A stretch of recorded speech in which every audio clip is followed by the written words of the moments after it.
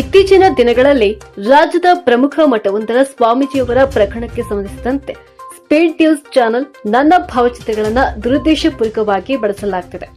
ಈ ಪ್ರಕರಣಕ್ಕೂ ನನಗೂ ಯಾವುದೇ ಸಂಬಂಧವಿಲ್ಲದಿದ್ದರೂ ಕೂಡ ನನ್ನ ಫೋಟೋ ಬಳಸಿ ಸುಳ್ಳು ಸುದ್ದಿ ಪ್ರಸಾರ ಮಾಡುತ್ತಿದ್ದಾರೆ ಎಂದು ಹೈಕೋರ್ಟ್ ನ್ಯಾಯವಾದಿ, ರಾಜ್ಯ ಪ್ರಧಾನ ಕಾರ್ಯದರ್ಶಿ, ಅಖಿಲ ಭಾರತ ವೀರಶೈವ ಮಹಾಸಭಾ ಪಂಚಮಸಾಲಿ ಸಮಾಜದ ಮುಖಂಡರಾದಂಥ ಪೂಜಾ ಸವದತ್ತಿ ಅವರು ತೀವ್ರ ಆಕ್ರೋಶ ವ್ಯಕ್ತಪಡಿಸಿದ್ದಾರೆ. ಈ ಕುರಿತು ಸುದ್ದಿಗೋಷ್ಠಿಯಲ್ಲಿ ಮಾತನಾಡಿದ ಅವರು, ಪ್ರಸ್ತುತ ಚರ್ಚೆಯಲ್ಲಿರುವಂತಹ ಸ್ವಾಮೀಜಿಯವರ ವಿವಾದಾತ್ಮಕ ಪ್ರಕರಣಕ್ಕೂ ಅಥವಾ ಅದರಲ್ಲಿ ಕೇಳಿಬರುತ್ತಿರುವ ಸಂತ್ರಸ್ತ ಮಹಿಳೆಗೂ ನನಗೂ ಯಾವುದೇ ರೀತಿಯ ಸಂಬಂಧವಿಲ್ಲ. ಈ ಪ್ರಕರಣದಲ್ಲಿ ನಾನು ಯಾವುದೇ ರೀತಿಯಲ್ಲಿ ಭಾಗಿಯಿಲ್ಲ. ವರದಿಯ ಸತ್ಯಾಸತ್ಯತೆ ತಿಳಿಯದೆ ಸ್ಪೀಡ್ ನ್ಯೂಸ್ ಮಾಧ್ಯಮವೊಂದು ನಿಜವಾದ ವ್ಯಕ್ತಿಯ ಫೋಟೋ ಬದಲು ನನ್ನ ವೈಯಕ್ತಿಕ ಫೋಟೋಗಳನ್ನು ಬಳಸಿ ಸುದ್ದಿ ಮಾಡುತ್ತಿವೆ. ಇದು ಒಬ್ಬ ಮಹಿಳೆಯ ವ್ಯಕ್ತಿತ್ವಕ್ಕೆ ಮತ್ತು ವೃತ್ತಿ ಬದುಕಿಗೆ ಮಾಡುತ್ತಿರುವ ಅತಿ ದೊಡ್ಡ ಅಪಪ್ರಚಾರವಾಗಿದೆ. ಇದು ಸುಳ್ಳು ಸುದ್ದಿಯೊಂದಿಗೆ ನನ್ನ ಫೋಟೋ ಹಂಚಿಕೊಂಡಿರುವುದರಿಂದ ನನ್ನ ಕುಟುಂಬಸ್ಥರಿಗೆ, ಆತ್ಮೀಯರಿಗೆ ಹಾಗೂ ಸಮಾಜದಲ್ಲಿ ನನಗಿರುವ ಗೌರವಕ್ಕೆ ತೀವ್ರ ಹಾನಿಯಾಗಿದೆ. ಇದರಿಂದ ನಾನು ತೀವ್ರ ಮಾನಸಿಕ ವೇದನೆಯನ್ನ ಅನುಭವಿಸುತ್ತಿದ್ದೇನೆ. ಈ ಕೂಡಲೇ ಸಂಬಂಧವಿಲ್ಲದ ನನ್ನ ಫೋಟೋವನ್ನ ಬಳಸಿ ಸುದ್ದಿ ಮಾಡಿರುವ ಸ್ಪೀಡ್ ನ್ಯೂಸ್ ಯೂಟ್ಯೂಬ್ ಚಾನೆಲ್ ಪೋಸ್ಟ್ಗಳನ್ನು ಡಿಲೀಟ್ ಮಾಡಬೇಕು ಹಾಗೂ ಬಹಿರಂಗವಾಗಿ ಕ್ಷಮೆ ಯಾಚಿಸಬೇಕು. ತಪ್ಪಿತಸ್ಥ ಸ್ಪೀಡ್ ನ್ಯೂಸ್ ಯೂಟ್ಯೂಬ್ ಚಾನೆಲ್ ಮೇಲೆ ಈಗಾಗಲೇ ಮಾನ ನಷ್ಟ ಮೊಕದ್ದಮೆ ಹಾಗೂ ಪೊಲೀಸ್ ಪ್ರಕರಣ ದಾಖಲಿಸಲಾಗಿದೆ. ಮಾಧ್ಯಮದವರು ಜವಾಬ್ದಾರಿಯುತವಾಗಿ ವರ್ತಿಸಬೇಕು ಮತ್ತು ಟಿಆರ್ಪಿ ಹಪಾಹಪಿಗೆ ಬಿದ್ದು ಅಮಾಯಕರ ಬದುಕನ್ನ ಬೀದಿಗೆ ತರಬಾರದೆಂದು ಈ ಮೂಲಕ ವಿನಂತಿಸಿದರು. ಪಂಚಮಸಾಲಿ ಸಮುದಾಯದಲ್ಲಿ ಹೆಸರುವಾಸಿಯಾದಂಥ ಪ್ರತಿಷ್ಠಿತ ಸಮಾಜದ ಹಿರಿಯ ನ್ಯಾಯವಾದಿಗಳು ಸಮಾಜದ ಬಗ್ಗೆ ಹಗಲಿರುಳು ಚಿಂತನೆ ಮಾಡುತ್ತಿರುವಂತಹ ಇವರ ತೇಜೋವಧಿಗೆ ಯತ್ನಿಸುತ್ತಿರುವವರ ವಿರುದ್ಧ ಧ್ವನಿ ಎತ್ತಿ ಮಟ್ಟ ಹಾಕಲಾಗುವುದೆಂದು ಸಮಾಜದ ಮುಖಂಡರುಗಳು ಎಚ್ಚರಿಸಿದರು. ಈ ಪತ್ರಿಕಾಗೋಷ್ಠಿಯಲ್ಲಿ ನ್ಯಾಯವಾದಿಗಳಾದಂಥ ಚೇತನ್ ಕುಲಕರ್ಣಿ, ಸಂಜೀವ್ ಕಾಶಿಗಾರ, ಚೇತನ್ ಹೊಟ್ಟಿ ಸೇರಿದಂತೆ ಮೊದಲಾದವರು ಉಪಸ್ಥಿತರಿದ್ದರು.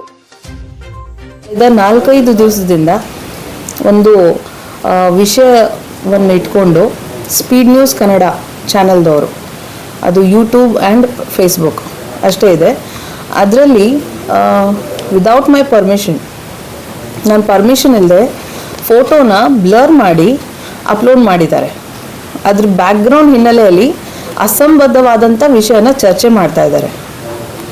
ಸೊ ಅದನ್ನು ನಾನು ಕಳೆದ 4 ದಿವಸದಿಂದ ನೋಡ್ತಾನೆ ಇದ್ದೀನಿ. ಮತ್ತೆ ಅದನ್ನು ನೋಡಿದ ಮೇಲೆ ಗೊತ್ತಾಯಿತು, ಆ ವಿಷಯ ಒಂದು ಸಂತ್ರಸ್ತ ಮಹಿಳೆಯ ಬಗ್ಗೆ ಇರೋದು. ಒಂದು ಬಹುದೊಡ್ಡ ಸಮಾಜವಾದಂಥ ಪಂಚಮಸಾಲಿ ಸಮಾಜದಲ್ಲಿ ನಾನು ಇದ್ದವಳು. ಆ ಸಮಾಜದಲ್ಲಿ ನಾನೊಬ್ಬಳು ವಕೀಲೆ ಆಗಿ ಕೆಲಸವನ್ನು ಮಾಡಿದ್ದೇನೆ. ಸೊ ಆ ಸಮಾಜದ ಬಗ್ಗೆ ಒಂದು ವಿಷಯನ ಚರ್ಚೆ ಮಾಡುವಾಗ, ಯಾವುದೋ ಒಂದು ಮಹಿಳೆಯ ವಿಷಯವನ್ನು ತಗೊಂಡು ಇವ್ರು ಮಾತಾಡುವಾಗ ಅದರಲ್ಲಿ ನನ್ನನ್ನು ಸಂತ್ರಸ್ತೆ ಅಂತ ಬಿಂಬಿಸ್ತಾ ಇದ್ದಾರೆ.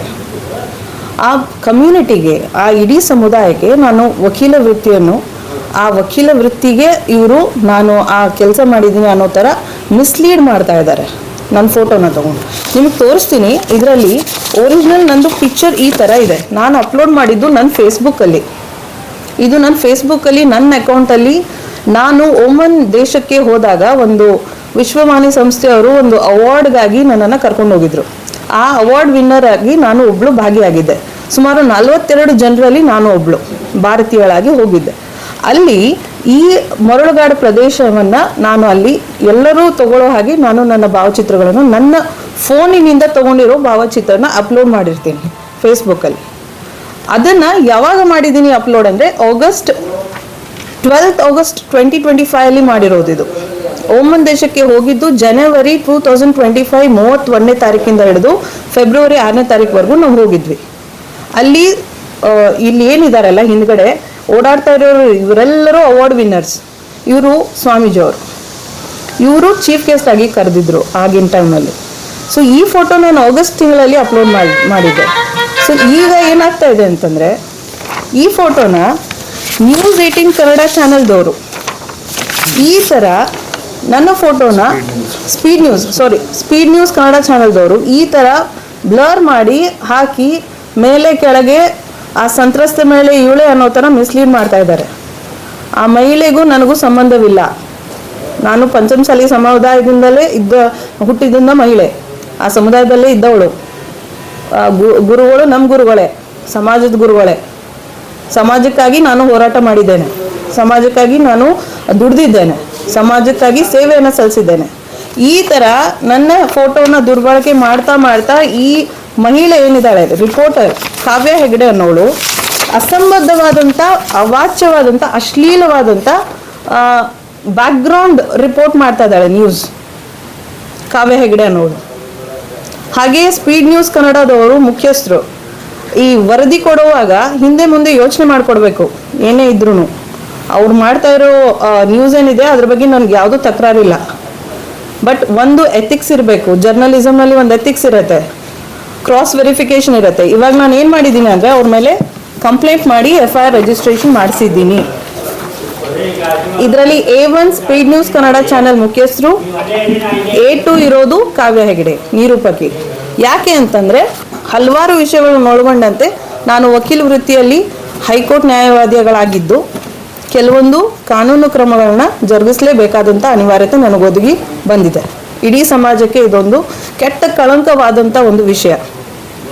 ನಾನು ಅದೇ ಸಮುದಾಯದಲ್ಲಿ ಹುಟ್ಟಿ ಈ ಥರ ಫೋಟೋ ಬಂದರೂ ನಾನು ಸುಮ್ಮನೆ ಇದ್ದರೆ ಇದು ನನ್ನ ಮಾನಹಾನಿ ಅಷ್ಟೇ ಅಲ್ಲದೆ ನನಗೂ ಕೂಡ ಸುರಕ್ಷಿತ ಭಾವನೆ ಬರ್ತಾ ಇಲ್ಲ.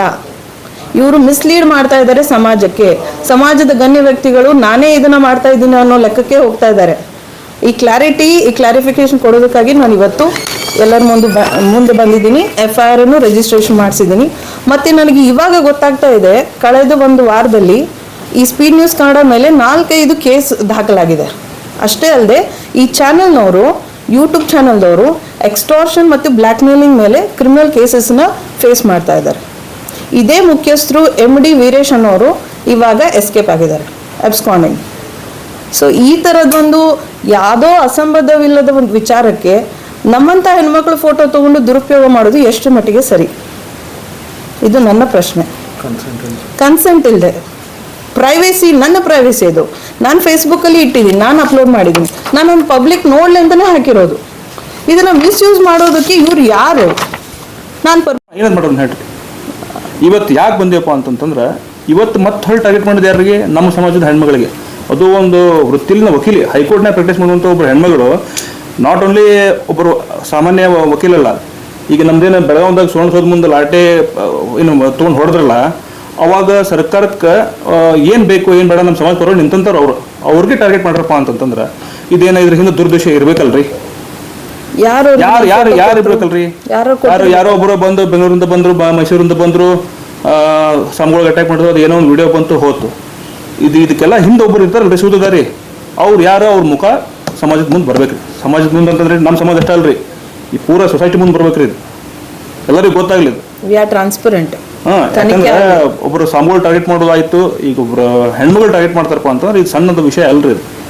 ಇದ್ರ ಬಗ್ಗೆ ನಾವು ಚರ್ಚೆ ಮಾಡ್ತೇವ್ರಿ, ನಮ್ಮ ಸಮಾಜ ಜೊತೆ ಕುಂತ ಒಂದು ಡಿಸ್ಕಷನ್ ಮಾಡ್ತೀವಿ. ಮುಂದಿನ ದಿನದಾಗ ಇದಕ್ಕೇನು ಉತ್ತರ ಕೊಡ್ಬೇಕು ನಾವು ಕೊಡ್ತೇವೆ. ಇದು ಹಿಂದ್ರಿ ನಮ್ಮ ಸಮಾಜ ದೊಡ್ಡ ಸಮಾಜ ಅಂತೇಳಿ ಅಜ್ಜಾರೊಂದು ಕಳಂಕ ತರಬೇಕಂತೇಳಿ ವಿಚಾರ ಮಾಡಿದ್ದಾರೆ. ಇದರಿಂದ ಯಾರಾದ್ರೂ ನಮಗೆ ಗೊತ್ತೈತಿ, ಆದ್ರೆ ನಾವಾಗೆ ಮುಂದೆ ಬೀಳಬಾರ್ದು. ನಮ್ಮ ಸಮಾಜ ಒಂದು ದೊಡ್ಡ ಇದನ್ನು ಕಟ್ಟ್ಯಾರ ಅವರು. PMS ಸಂಬಂಧ ಹಚ್ಚಬೇಕಂತ ಸರ್ಕಾರ ಇರ್ಬೋದು, ಸರ್ಕಾರದಂಥ MLA ಇರ್ಬೋದು, ನಾವು ಹೆಸರು ಹೇಳಂಗಿಲ್ಲ. ಮೊದಲ ಸ್ವಾಮೀಜಿನ ತೊಗೊಂಡು MLA ಆದರು, MP ಆದರು. ಈಗ ಬೇಡ ಸದ್ಯ ಅಂತೇಳಿ ಹಿಂಗೆ ಮಾಡ್ತಾರೆ ಅಂತೇಳಿ ಇವರು ಹತ್ಕೋಬೇಕಂತೇಳಿ ಒಂದು ಹುನ್ನಾರ ನಡೆಸ್ಯಾರ, ಮತ್ತೇನಿಲ್ಲ ಇದ್ರ ಬಗ್ಗೆ. ಇನ್ಮ್ಯಾಗಿಂದ ನಾವು ಎಲ್ಲ ಸಮಾಜರು ಗ್ರಾಮೀಣದಲ್ಲಿ, ಬಾಗಲಕೋಟೆಯಲ್ಲಿ, ಎಲ್ಲ ಹುಣಗುಂದಲ್ಲಿ ಎಲ್ಲ ಜನರನ್ನು ಕೇಳಾಕತ್ತಾರೆ, ಸ್ವಲ್ಪ ತಡೀದು ಬಾ ಮುಗಿಲಿ ಮುಂದೆ ಎಬ್ಸೋಣ ಅಂತೇಳಿ. ಕಾರಣ ಇದು ಈಗ ನೋಡ್ರಿ, ನಮ್ಮ ಸಮಾಜ ಹೋರಾಟದಾಗ ನಮ್ಮಂಥ ಹೆಣ್ಮಗಳು, ನಮ್ಮ ಅಕ್ಕ ಹೈಕೋರ್ಟ್ ಪ್ರಾಕ್ಟೀಸ್ ಮಾಡೋ ಟೈಮ್ದಾಗ ಇವರು ಸರ್ಕಾರಕ್ಕೆ ಗಡುವು ಕೊಟ್ಟರು, ಎಲ್ಲ ಕೇಸ್ ಹಾಕಿದ್ರು, ಎಲ್ಲ ಮಾಡಿದರು. ಹಂಗಾರೆ ಅವರು ಹತ್ತಬೇಕು, ಇವರು ಹತ್ತಬೇಕಂತೇಳಿ ಸುಳ್ಳು ಇವ್ರ ಹೆಸರು ಕೇಳಿಸಿದ್ರು. ಅದಾಕತ್ತಂದ್ರಿ. ಮೊನ್ನೆ ಬೆಂಗಳೂರಲ್ಲಿ ಒಬ್ಬರು ಮಹಿಳಾ ಆಯೋಗಕ್ಕೆ ಹೋದ್ರೆ ಅವರು ಡ್ಯೂಟಿ ಬಿಟ್ಟು ಹೋಗೋ ಟೈಮ್ದಾಗ ಬಂದು ಕೊಟ್ಟಾಕ ಪತ್ರ ಅಂತಂದ್ರೆ ಇದೆಂತ ನಂಬೋದು ಅನಾಮಿಕ ದೂರು ಅಂತ ಹೇಳ್ತಾರೆ. ನಮ್ಗೆ ಅವರೇ ಹೇಳ್ತಾರೆ, ನೀವು ಮೀಡಿಯಾದಾಗ ಹೋಗಿ ಕೇಳಿದಾಗ ಅವರೇ ಹೇಳಿದ್ರು, ಇದು ಯಾರು ಬಂದಿಲ್ಲ, ಸಂತೋಷ ಹೆಣ್ಮಗಳು ಬಂದಿಲ್ಲ, ಒಬ್ರು ಯಾರೋ ಬಂದು ಕೊಟ್ಟು ಹೋದ್ರು. ಅದು ಹೋಗೋ ಟೈಮ್ ಹೋಗಿ ಕೊಟ್ಟಾಗಂದ್ರೆ ನಮಗೆಲ್ಲ ವಿಷಯ ಗೊತ್ತಾವು, ಯಾರು ಇದು ತಿಂದದಾರ ಏನವ್ರು ಅಂತೇಳಿ. ನಮ್ಮ ಸಮಾಜ ಎಲ್ಲ ಒಕ್ಕಟ್ಟು ಕೂಡಿ ಕಾಸ ಅವ್ರ ಮನೆಗೆ ಮುತ್ತಿಗೆ ಹಾಕೊಂಡು ವಿಚಾರ ಮಾಡ್ತೀವಿ. ನೀವ್ಯಾಕೆ ಈ ಥರ ಫೋಟೋ ಕೊಟ್ರಿ ಅಂತ ಯಾಕೆ ಮಿಸ್ಗೈಡ್ ಮಾಡ್ತಾ ಇದ್ದೀರಿ? ನಮ್ಮ ಸಮುದಾಯದಲ್ಲಿ ಬೆಂಕಿ ಹಚ್ಚೋ ಕೆಲಸ ಮಾಡಬೇಡಿ ಪ್ಲೀಸ್. ಯಾವ ಮಹಿಳೆ ಏನು ಮಾಡಿದಾಳಲ್ಲ ಅವ್ಳ ಮುಖ ತಂದು ತೋರಿಸ್ರಿ. ಅವಳು ಪರ್ಮಿಷನ್ ತೊಗೊಂಡಿದ್ದಾಳೆ ಕೊಟ್ಟಿದ್ದಾಳೆ ಇಲ್ಲ ನೋಡ್ರಿ. ಯಾಕಂದ್ರೆ ನಾನಂತೂ ನಿಮ್ಗೆ ಪರ್ಮಿಷನ್ ಕೊಟ್ಟಿಲ್ಲ. ಯಾರು ಯಾವುದೂ ರೀತಿದು ನನ್ನ ಮೇಲೆ ಹಲ್ಲೆನೂ ಮಾಡಿಲ್ಲ. ನಾನು ಯಾರಿಗೂ ಕೂಡ ಈ ಥರದ್ದು ಒಂದು ಅಸಂವಾದ ಚರ್ಚೆಯಲ್ಲಿ ನಾನು ಪಾಲ್ಗೊಂಡಿಲ್ಲ. ನಾನು ಫೋಟೋ ಮಿಸ್ಯೂಸ್ ಮಾಡ್ಕೊಂಡಿದ್ದಕ್ಕೆ ನೀವು ಆಪಾಲಜಿ ಕೇಳಬೇಕು. ಅದು ಬಹಿರಂಗವಾಗಿ ನಿಮ್ಮ ಚಾನಲ್ ಮುಖಾಂತರ ಕೇಳಬೇಕು. ಇಲ್ಲ ಅಂದರೆ ನಾನು ಆಲ್ರೆಡಿ ಮಾನನಷ್ಟ ಮೊಕದ್ದಮೆ ನಾನು ದಾಖಲು ಮಾಡಿದ್ದೀನಿ. ಇವತ್ತು ಇದು ಕ್ರಿಮಿನಲ್ ಕೇಸ್, ಮಾನನಷ್ಟ ಮೊಕದ್ದಮೆ ದಾಖಲು ಮಾಡಿದ್ದೀನಿ. ನಿಷ್ಠಾವಂತವಾದಂಥ ಸಮಾಜದಲ್ಲಿರುವಂಥ ಪ್ರತಿಯೊಂದು ಚಾನಲ್ಗಳಿಗೂ, ಎಲೆಕ್ಟ್ರಾನಿಕ್ ಮೀಡಿಯಾ, ಡಿಜಿಟಲ್ ಮೀಡಿಯಾ ಹಾಗೂ ಪ್ರಿಂಟ್ ಮೀಡಿಯಾದವರಿಗೂ ನೀವು ಕಳಂಕ ತರ್ತಾ ಇದ್ದೀರಿ. ಸ್ಪೀಡ್ ನ್ಯೂಸ್ ಕನ್ನಡದವರು ನಿಮ್ಮ ತಪ್ಪನ್ನು ಒಪ್ಪಿಕೊಂಡು ಚೇಂಜ್ ಆಗಿ ಒಳ್ಳೆ ಇರುವಂಥ ಚಾನಲ್ಸ್ಗಳಿಗೂ ನೀವು ಈ ಥರದ್ದು ಒಂದು ಷಡ್ಯಂತ್ರ ಮಾಡಿಕೊಂಡು ಬ್ಲ್ಯಾಕ್ ಮೇಲ್ ಮಾಡಿಕೊಂಡು ಅವ್ರಿಗೂ ಕೆಟ್ಟ ಹೆಸರು ತರಬೇಡ್ರಿ.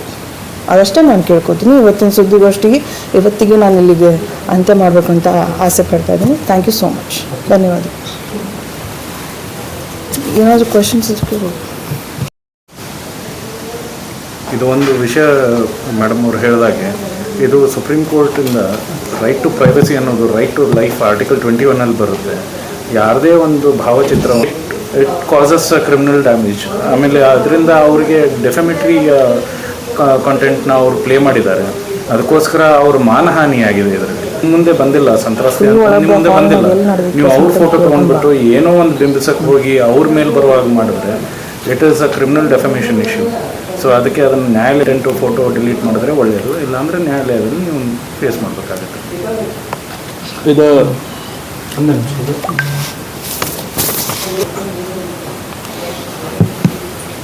ಯಾವುದೋ ದುರುದ್ದೇಶದಿಂದ ಈಗ ನಮ್ಮ ಮಾಧ್ಯಮ ಸಮಾಜದ ಹೆಸರು ಕೆಡಿಸ್ಬೇಕಂತ ಹೇಳಿ ಯಾರೂ ಮಾಡ್ತಾ ಇದ್ದಾರೆ ಇದನ್ನು. ಯಾಕಂದ್ರೆ ಸಂತ್ರಸ್ತ ಮಹಿಳೆ ಅಂತಂತಂದ್ರೆ ಯಾರೋ ಇರ್ಬೋದು, ಪಾಪ ಅವ್ರ ಬಗ್ಗೆ ನಮಗೂ ಕರ್ಟಿಸಿದೆ, ಅವ್ರಿಗೆ ನ್ಯಾಯ ಸಿಗಲಿ ಅಂತ ನಾವು ಕೇಳ್ಕೊಳ್ಳೋದು. ಈಗ ಸಮಾಜದ ಗುರುಗಳಿಗಾಗಲಿ ಅಥವಾ ನಮ್ಮ ಸಮಾಜಕ್ಕಾಗಿ ವ್ಯಾಖ್ಯಾನ ಮಾಡ್ತಾರೆ, ಹೈಲೈಟ್ ಮಾಡ್ತಾರೆ ಅದನ್ನು. ಇದು ಯಾಕೋ ಸರಿ ಕಾಣ್ತಾ ಇಲ್ಲ. ಸಮಾಜದ ಒಬ್ಬರು ನಾವು ಚಿಂತಕರಾಗಿ ನಾವು ಇದ್ರ ಬಗ್ಗೆ ನಮಗೆ ವಿಷಯ ತಿಳಿಸಿದ್ರು, ವಕೀಲರು ತಿಳಿಸಿದ್ರು. ಮೇಡಮ್ ಈ ಪ್ರೊಫೆಷನ್ನಾಗಿ ಇರುವಂಥವ್ರು ಹೈಕೋರ್ಟ್ನಾಗ ಸಾಕಷ್ಟು ಹೋರಾಟ ಮಾಡಿ ನಾವು ಈಗ ಲಾಸ್ಟ್ ಟೈಮ್ ಸುವರ್ಣಸೌಧದ ಮುಂದೆ ನಾವು ಇದು ಮಾಡಿದ್ವಿ. ನಾವು ಹೋರಾಟ ಮಾಡಿದಾಗೂ ಸದ್ಯಕ್ಕೆ ಕೇಸ್ ಮಾಡಿದ್ವಿ. ನಾವು ಕೇಸ್ ಮಾಡಿದಾಗ ಸದ್ಯಕ್ಕೆ ಅವರು ನಮಗೆ ಬಂದಿತ್ತು ಅಡ್ವೊಕೇಟ್ ನಾವು ಇದು ಕನ್ಸಲ್ಟ್ ಮಾಡಿದ್ವಿ. ಇದನ್ನೆಲ್ಲ ನೋಡಿಕೊಂಡು ಯಾರೋ ನಮ್ಮ ಸಮಾಜಕ್ಕೆ ಆಗಲಂಥ ವ್ಯಕ್ತಿಗಳು ಅಥವಾ ಸ್ವಾಮಿ ವಿಷಯ ಗೊತ್ತಿಲ್ಲ, ಯಾಕೆ ಮಾಡ್ಬೇಕ್ರಿ ಪಾಪ. ಅದು ಪರ್ಟಿಕ್ಯುಲರ್ಲಿ ಒಂದು ಹೆಣ್ಮಗಳಿಗೆ ಟಾರ್ಗೆಟ್ ಮಾಡ್ತಾರಪ್ಪ ಅಂತಂದ್ರೆ ಇದು ಸಮಾಜ ಅಲ್ರಿ. ಇದು ಎಲ್ಲ ಸಮಾಜನೂ ಇದ್ರ ಬಗ್ಗೆ